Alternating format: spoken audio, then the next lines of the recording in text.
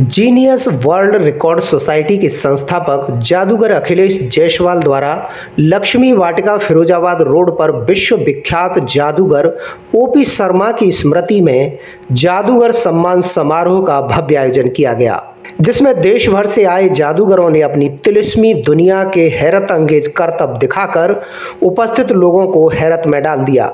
सर्वप्रथम आयोजन में लुधियाना पंजाब से आए जादूगर सम्राट मोगेम्बो ने अपने जादू के करतब दिखाए।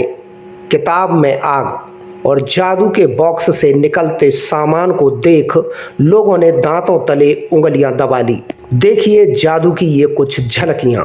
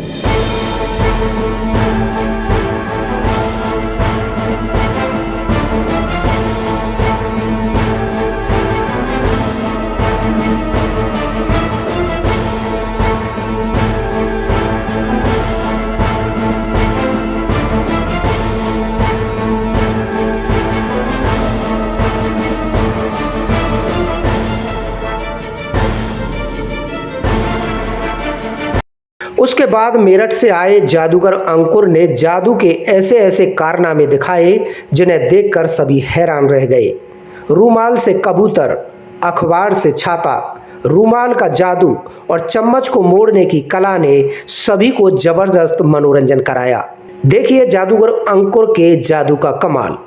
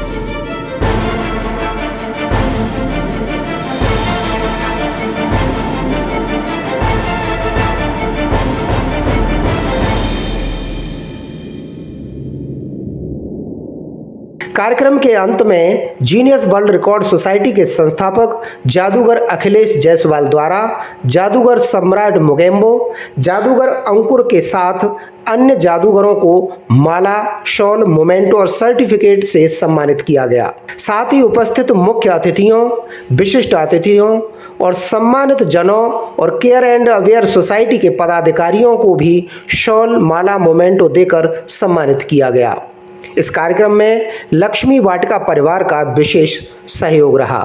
वहीं बाहर से आए जादूगरों ने अपने अनुभव साझा करते हुए मनोहर समाचार से बात की और कहा कि वर्तमान में जादूगरी के प्रति लोगों का रुझान और डिजिटल दुनिया के चैलेंज पर बहुत कुछ बदला है।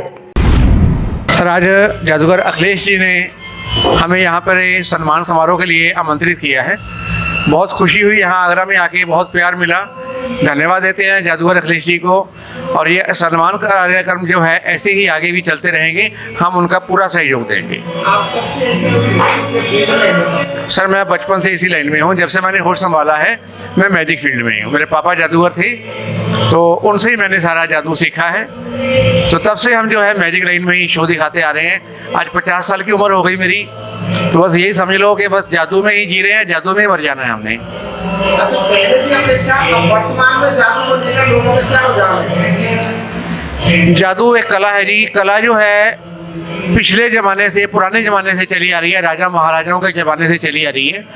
कोई वक्त होता था जब राजा महाराजाओं के ज़माने में भी जादूगर जो थे अपनी कला के जौहर दिखाने जाता थी।